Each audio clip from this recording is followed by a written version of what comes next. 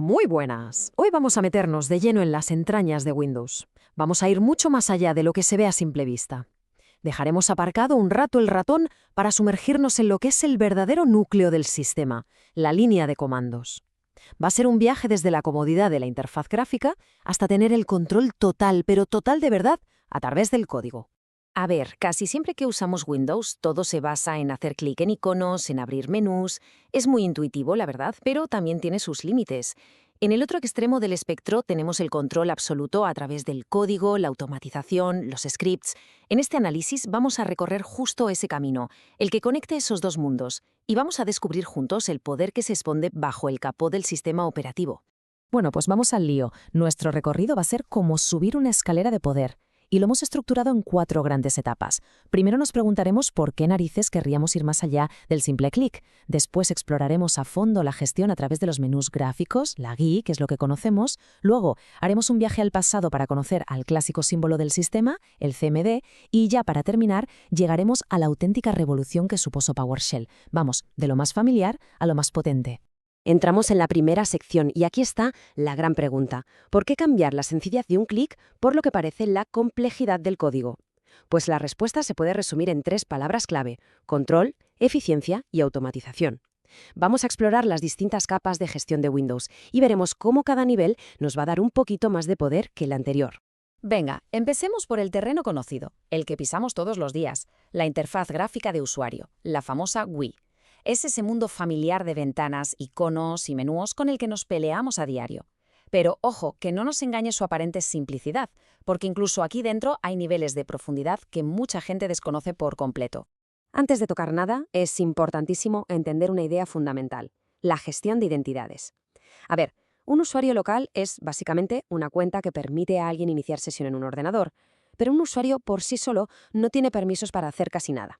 Y es aquí donde entra en juego el grupo local. Un grupo es como un club al que se le dan ciertos privilegios: el permiso para instalar programas, el acceso a ciertas carpetas, la capacidad de cambiar la configuración. Cuando metemos a un usuario en ese grupo, automáticamente hereda todos sus privilegios.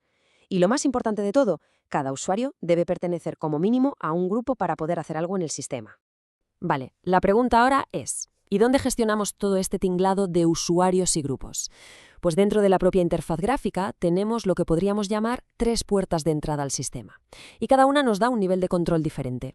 La primera puerta es la más obvia, la más visible y accesible, el panel de control de toda la vida o la aplicación moderna de configuración.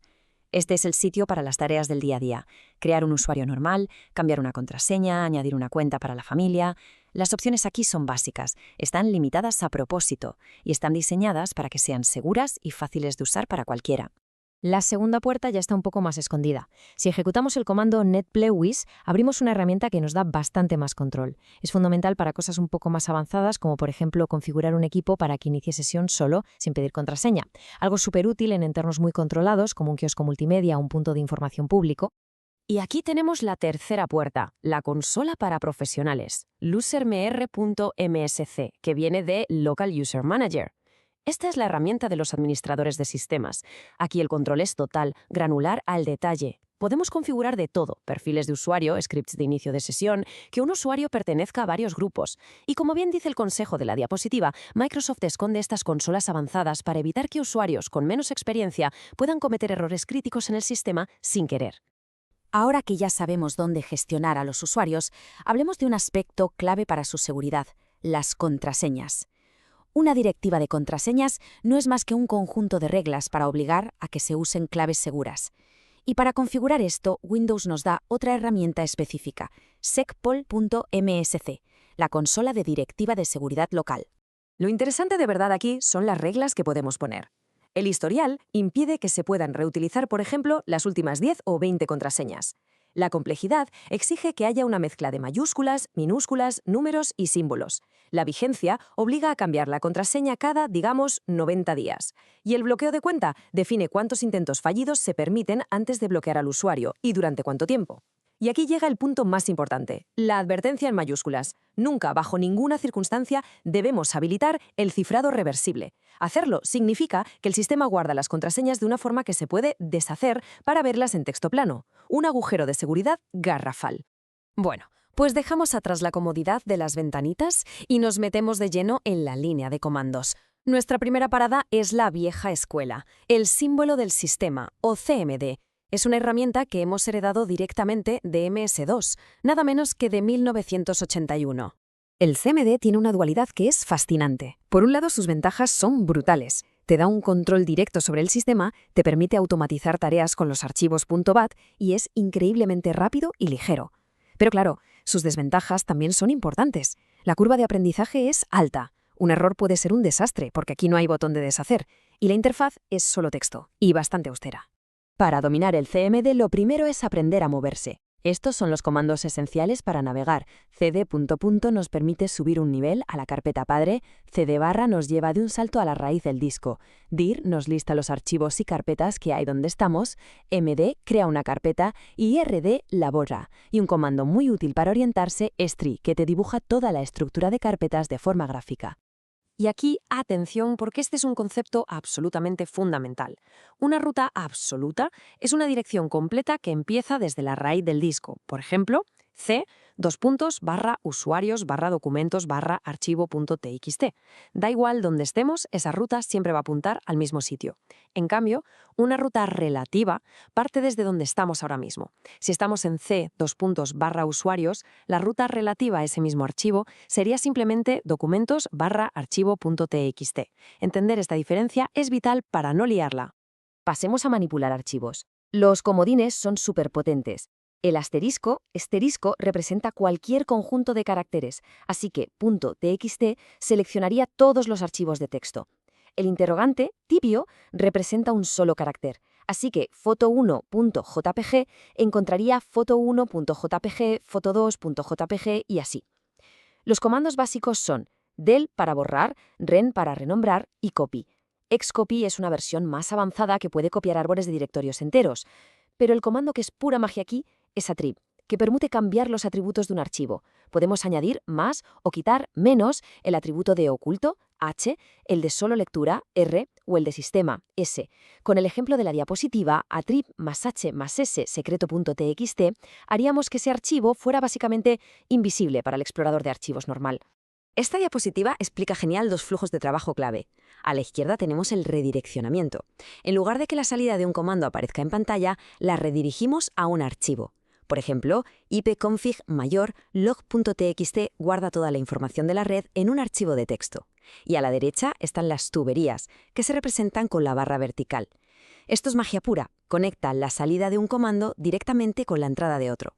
En el ejemplo type-log.txt mayor fin error, primero muestra el contenido del archivo log.txt y luego se lo pasa por una tubería al comando fin, que se encarga de buscar la palabra error dentro de ese contenido. Y aquí vemos la eficiencia en acción. Todo lo que antes nos costaba abrir varias ventanas y hacer un montón de clics en la interfaz gráfica, ahora se reduce a una sola línea de código. Para crear un usuario, netuser, usuario, clave, /add. Para añadirlo al grupo de administradores, netlocalgroup, administradores, usuario, /add. Es directo, es rápido y, lo más importante, se puede automatizar. Y con esto llegamos a la cima de nuestra escalera de poder. Dejamos la vieja escuela para entrar en la nueva era del control de sistemas, Windows PowerShell. Es el sucesor moderno y ultrapotente de CMD. Esta frase lo resume todo. Es el cambio de mentalidad, fundamental. CMD trabaja con cadenas de texto, sin más. Si ejecutas un comando, te devuelve texto. PowerShell, en cambio, trabaja con objetos. Y un objeto no es solo texto, es una estructura de datos con propiedades. Un servicio, por ejemplo, es un objeto que tiene una propiedad nombre, otra estado, otra tipo de inicio. Esto permite una manipulación de datos muchísimo más rica y compleja. La sintaxis de PowerShell es increíblemente intuitiva. Sigue un formato muy simple de verbo-sustantivo. Get service obtiene servicios. Stop process detiene un proceso. New item crea un elemento nuevo. Es casi como leer en voz alta. Los conceptos clave aquí son que PowerShell manipula objetos, no solo texto, que los archivos PS1 son sus scripts de automatización, y ELISE, o entorno de scripting integrado, que es un editor de código avanzado pensado para PowerShell, que hace que escribir y depurar estos scripts sea mucho más fácil. Lo mejor de PowerShell es que no está hecho para que te lo aprendas de memoria, sino para que lo descubras. Con getCommand podemos encontrar los comandos que hay disponibles, y una vez que encontramos uno, getHelp, seguido del nombre del comando, nos muestra una ayuda súper completa con su sintaxis y ejemplos. Además, para que el salto desde CMD sea más fácil, usa alias. Comandos como dir o cd funcionan, pero en realidad son atajos a los comandos reales de PowerShell, que son getChildItem y setLocation. Y por supuesto, el truco de productividad definitivo, la tecla del tabulador, que autocompleta comandos y rutas y ahorra una cantidad de tiempo brutal. Vamos a ver el proceso para crear un usuario, porque esto demuestra perfectamente por qué PowerShell es superior en seguridad. El primer paso, y el más importante, es asegurar la contraseña. No la escribimos directamente, en su lugar la convertimos en un objeto de tipo SecureString, que es una cadena de texto que viaja cifrada en la memoria. El segundo paso es crear el usuario con el comando newLocalUser, pasándole ese objeto seguro, no la contraseña en texto plano. Y el tercer paso, añadir al nuevo usuario a un grupo con addLocalGroupMember. Y esta comparativa final lo deja todo meridianamente claro. A la izquierda, el método de CMD. NetUser Ana clave 123/add. La contraseña viaja en texto plano, es totalmente insegura. A la derecha, el método de PowerShell. La contraseña primero se convierte en un objeto cifrado y seguro. Ese $pass, y es ese objeto el que se usa para crear el usuario. Es una diferencia de arquitectura de seguridad fundamental. Hemos hecho un buen viaje, desde la simplicidad de hacer clic hasta el poder de controlar objetos. Hemos visto las puertas de la interfaz gráfica, la eficiencia en bruto de CMD y la sofisticación segura de PowerShell. Ahora mismo tenemos las llaves del reino de Windows. La pregunta que queda en el aire es, ¿qué puerta vamos a abrir primero?